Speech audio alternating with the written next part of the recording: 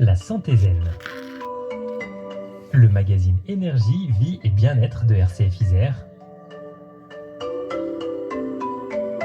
Une émission présentée cette semaine par Anne-Laure Drouard-Chanel.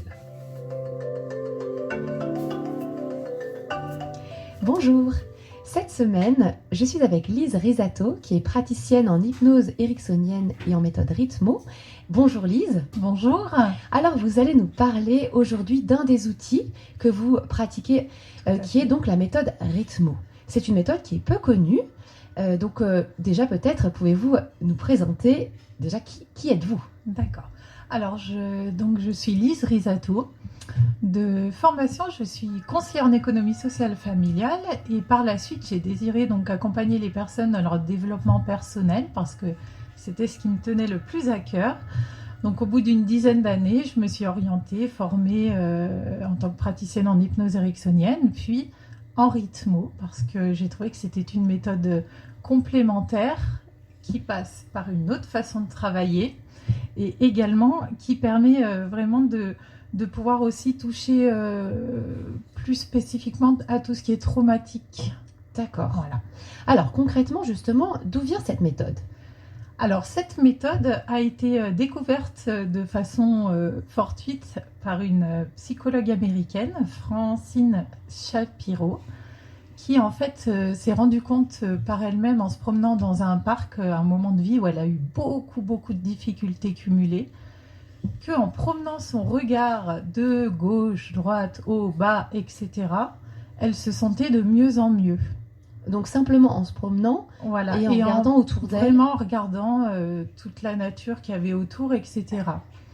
Donc vu qu'elle était en cours de formation, elle en a profité pour vraiment faire sa thèse de doctorat et de pouvoir mener une étude vraiment scientifique et avec des recherches, etc., pour prouver cette efficacité, ce qui a pu être fait. Et ensuite, donc, ça a été transporté après avoir été testé pour l'armée qui est allée au Vietnam. Donc, il y a eu des essais sur eux, puis ensuite c'est arrivé en France plutôt sous le nom de l'EMDR. Oui, j'allais vous dire, effectivement, les mouvements oculaires, on les connaît parfois plus via la méthode de l'EMDR. Exactement. Donc la méthode EMDR, c'est la méthode vraiment de base que cette femme a créée. Que cette femme a créée. D'accord. Donc en ce qui concerne le Ritmo, c'est une thérapeute en hypnose ericksonienne qui est psychologue par ailleurs, qui a adapté cette technique de l'EMDR en croisant aussi les spécificités de l'hypnose, la PNL, etc., pour encore renforcer et améliorer le confort des personnes qui sont accompagnées. Donc, c'est pas tout à fait la même chose que l'EMDR. On aura d'ailleurs l'occasion au cours d'une autre émission de parler de l'EMDR. Et vous dites, ça va un petit peu plus loin ?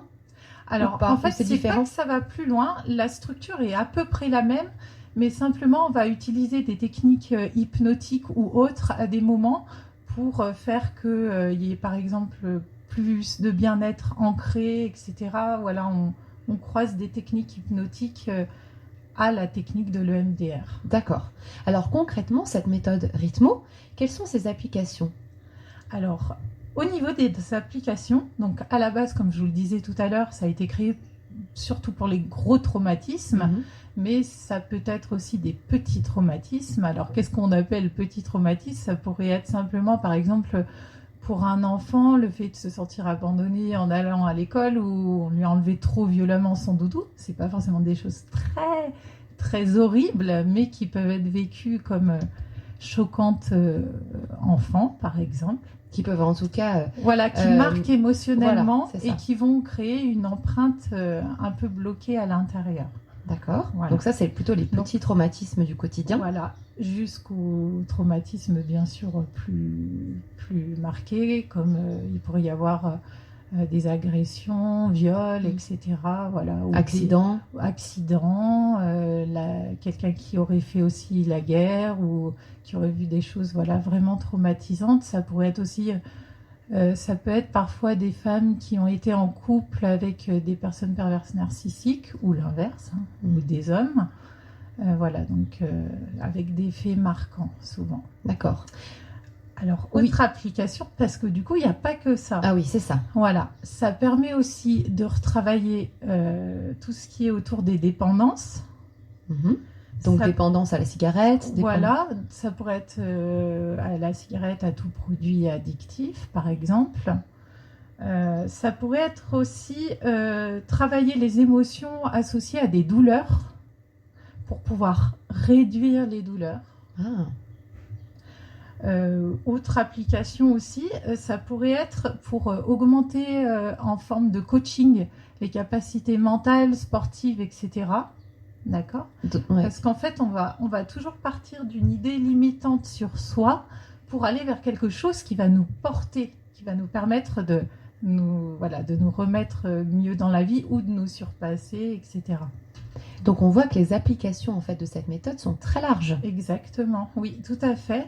Et en même temps, aussi, on s'en sert beaucoup, par exemple, quand on a des pensées limitantes sur soi. Alors, qu'est-ce que vous appelez des pensées limitantes? Alors, par exemple, il y a des personnes qui sont convaincues qu'elles sont toujours nulles, des choses qui reviennent souvent, ou qu'elles n'arrivent à rien.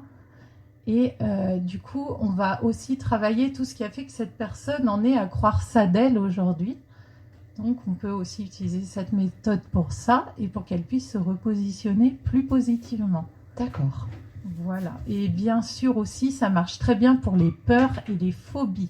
Donc, bien y penser aussi pour les enfants, notamment, qui peuvent avoir peur de la nuit, etc., du noir. Les phobies scolaires aussi, ça fonctionne très très bien quand il y a eu... quand il y a pu avoir des soucis avec d'autres élèves, etc., du harcèlement ou des choses comme ça.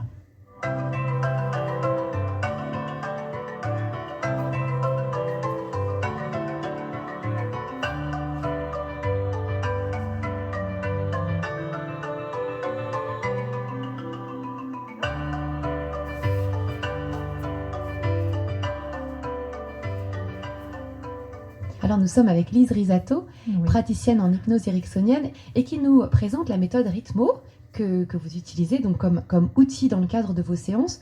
Vous nous avez présenté les origines de cette méthode et également ses champs d'application. On a vu que les champs d'application justement étaient très larges, très vastes. Tout à fait. Alors moi, je voudrais vous poser une question.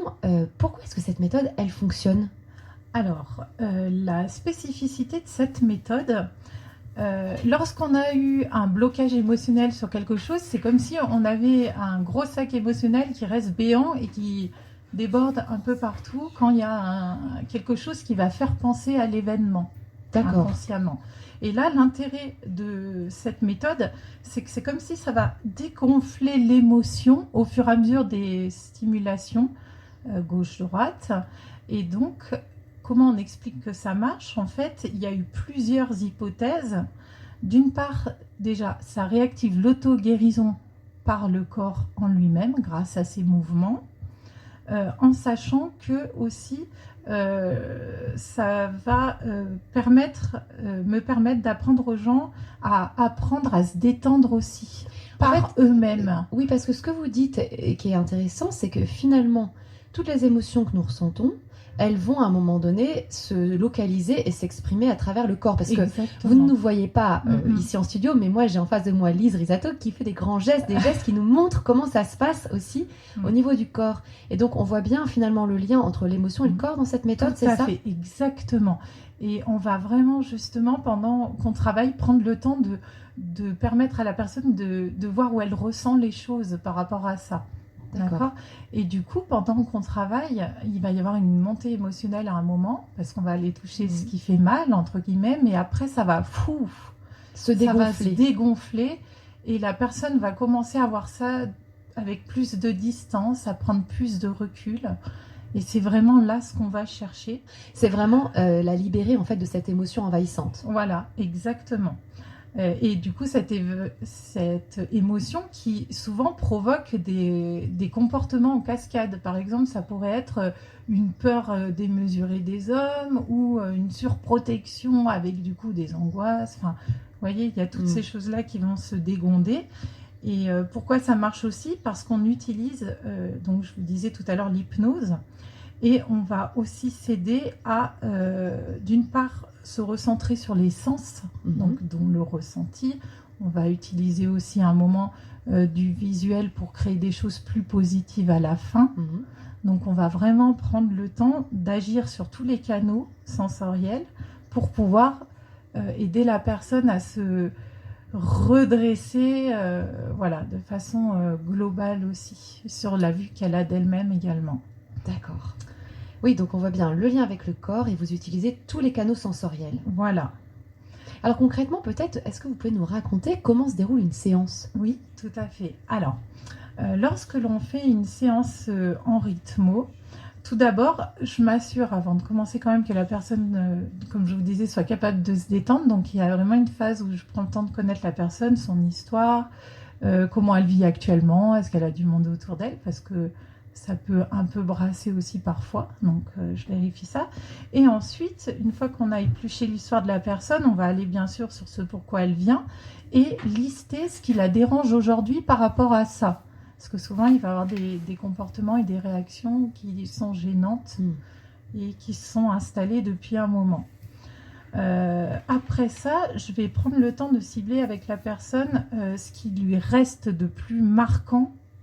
Par exemple, si c'est un traumatisme, on va vraiment prendre le temps de cibler ce qui est le plus marquant, fort, le plus fort émotionnellement, et l'idée qu'elle a d'elle-même quand elle y repense. Par exemple, je suis en danger, enfin voilà, pour exemple, et on va mesurer l'émotion qui y est attachée, où elle est ressentie, et à combien elle le ressent là tout de suite en y repensant. Par exemple, sur 10, on va prendre une échelle de mesure. Voilà, pour partir de quelque chose de très concret. Oui.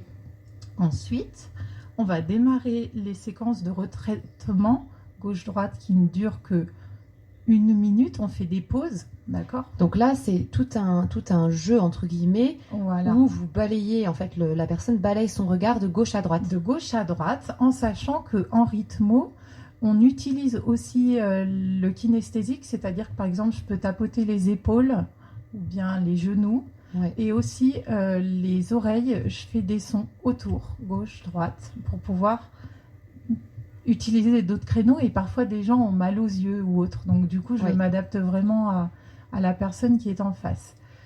On fait des pauses, on mesure cette émotion qui va monter puis redescendre. Et à un moment, la personne va ressentir que ça y est, elle a du mal à se reconnecter, il y a une sorte de flottement, de vide, ou alors elle va déjà avoir des idées positives qui arrivent derrière, de fierté, de se dire « waouh, j'ai fait ça ». Et là, on passe du coup à l'idée, au contraire, positive qu'elle devrait avoir d'elle vis-à-vis de ce qu'elle a traversé. Maintenant qu'il y a de la place. Voilà, parce qu'on a fait la place et qu'à l'intérieur, l'état change en fait. L'état émotionnel. Donc on va faire augmenter cette croyance positive sur soi pour que la personne se remobilise d'une autre manière, change de point de vue encore plus sur la situation et puisse se redonner un élan qui va lui permettre de redévelopper des comportements, etc. De nouveaux comportements, justement. Qui vont lui permettre de se découvrir autrement après, quoi. Je vous vois toute souriante. J'ai l'impression que vraiment c'est quelque chose qui... c'est quelque chose de très touchant, je trouve, de voir cette évolution-là pendant la séance et de voir la personne qui retrouve foi. Merci beaucoup, Lise Risato, de nous avoir partagé votre enthousiasme à accompagner les personnes avec cette méthode Rythmo. Je précise que vous avez un cabinet à Moirans, principalement à Moirans, mais aussi à Grenoble et à La Terrasse. Et je vous remercie beaucoup de nous avoir présenté cette méthode. À bientôt. Merci beaucoup. Au revoir.